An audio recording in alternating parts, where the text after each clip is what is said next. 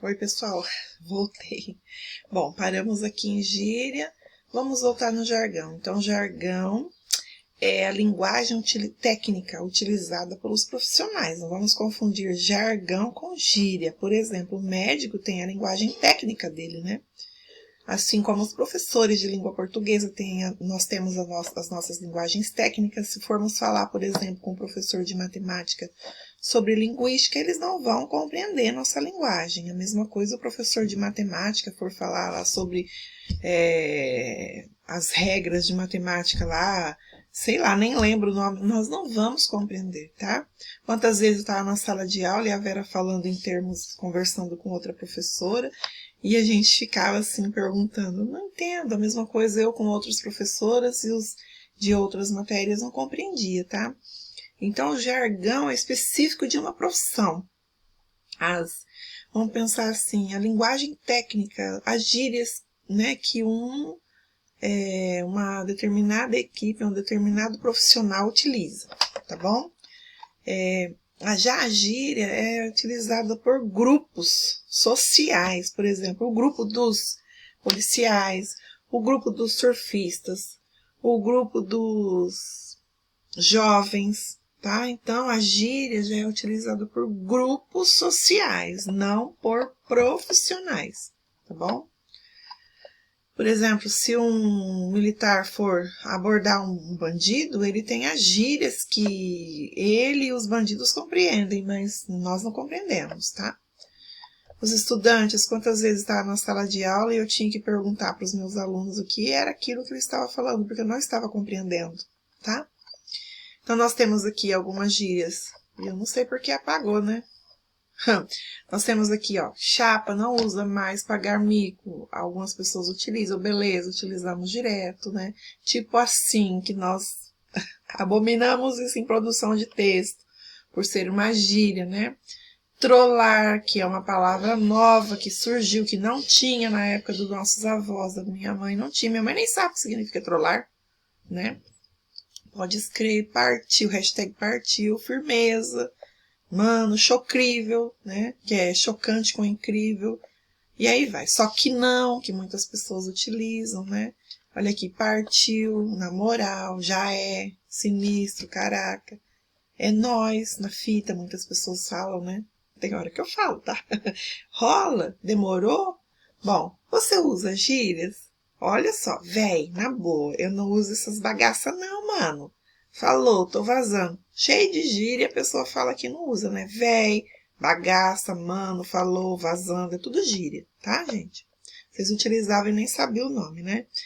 Bom, a linguagem culta, que também pode ser chamada de formal ou padrão. É a linguagem que nós vamos aprender na escola, tá? A linguagem formal, também chamada de culto padrão, está pautada no uso correto das normas gramaticais, tá?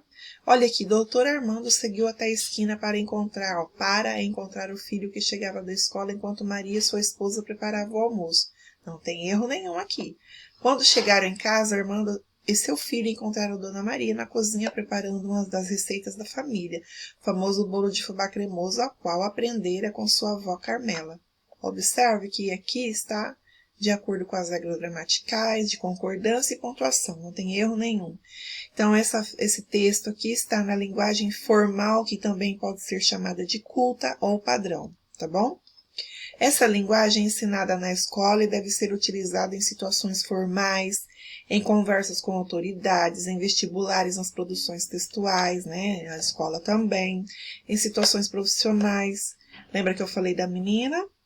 Só porque falou trabalhar, perdeu o emprego. Acadêmicas, né, na faculdade, ou quando não existe familiaridade entre as pessoas que estão conversando, ou seja, em situações que exigem mais seriedade, né? É utilizado em discursos políticos, em entrevistas de emprego, palestras, concursos públicos, documentos oficiais. É a língua que tem maior prestígio na sociedade. Quando você vai falar com o diretor da escola, quando você vai falar com o seu professor, quando você vai falar com uma pessoa que você não tem intimidade, você vai utilizar a linguagem culta, tá bom? A linguagem padrão, certo? Quando você vai produzir um texto para qualquer professor, né? É isso. Agora, na linguagem informal e coloquial, muitas pessoas tendem a dizer que ela é errada. Antigamente, quando eu estudava, a escola abominava esse tipo de linguagem, gente, mas acontece que quando a pessoa fala, você compreende o que ela disse, eu não posso dizer que é errado aquele tipo de linguagem, certo? Por exemplo, falo fluentemente inglês, espanhol, francês, russo, italiano e alemão. Aí o entrevistador, né, a pessoa que está oferecendo emprego, e o português. Bom, aí varia. Bom, eu entendi que ela quis dizer aí varia. Só que ela já perdeu o emprego, porque a situação que ela está aqui não é a situação, não é o momento correto para utilizar a linguagem informal. Então, hoje em dia, nós dizemos que você tem que saber adequar a sua língua, você tem que saber o momento de usar a linguagem informal e o momento de usar a linguagem formal. Quando eu vou usar a linguagem informal? Com meu namorado, com os meus filhos, com a minha mãe, com meu pai, com os meus amigos, né? Quando eu vou utilizar a formal? Quando eu for falar com uma pessoa que eu não tenho intimidade, quando eu for fazer uma entrevista de emprego, com a pessoa, com o diretor da escola, enfim. Então, você tem que saber adequar. Nós não dizemos que essa linguagem é errada, porque nós compreendemos a linguagem coloquial, nós utilizamos no dia a dia, mas nós temos que saber utilizar essa língua informal, que também é chamada de coloquial, no momento certo. Por quê? Até porque ela não tem prestígio nenhum na sociedade, né? Bom, lembra da menina que eu falei do emprego, vou sempre voltar lá. Aí, mano, e aí, mano? Nós não podemos utilizar isso com qualquer um, né? Olha, lembra do menino? Perdeu a namorada porque fala errado. É claro que ela agiu de ignorância. Se eu for deixar de conhecer uma pessoa porque ela fala errado, eu tô enrolada aqui. Eu sendo professora de língua portuguesa, eu fui criada numa família simples. As pessoas não têm escolaridade, né? Meu pai é analfabeto. Então, gente, mas também não podemos agir de ignorância, que é só um exemplo, tá?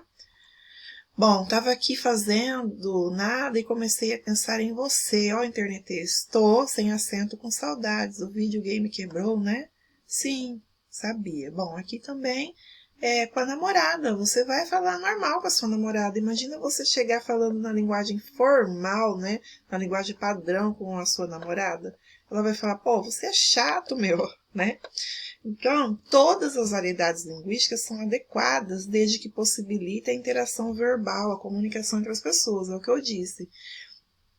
A linguagem informal é correta, eu não posso falar que não é. Quando a minha mãe fala, a gente assiste televisão, eu nem corrijo a minha mãe porque eu entendi o que ela quis dizer. Por exemplo, o meu pai fala, eu vou lá em riba, eu sei que significa que ele vai lá em cima. Para que eu vou ficar corrigindo sendo chato, né? Mas eu sei, enquanto eu estiver com a minha família, eu uso a linguagem formal. Quando eu for partir para outras áreas, falar com vocês, às vezes eu vou usar a linguagem formal.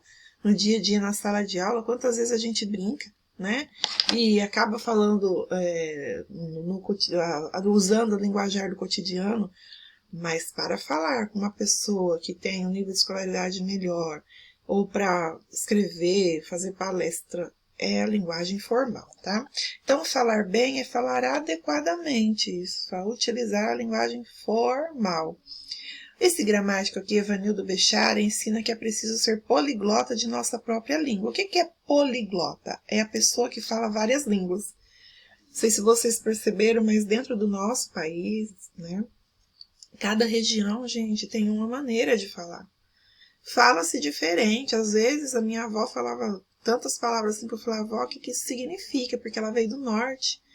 Então, a gente tem que saber ser poliglota, né? Falar várias línguas, né? Utilizar vários dialetos dentro do nosso país.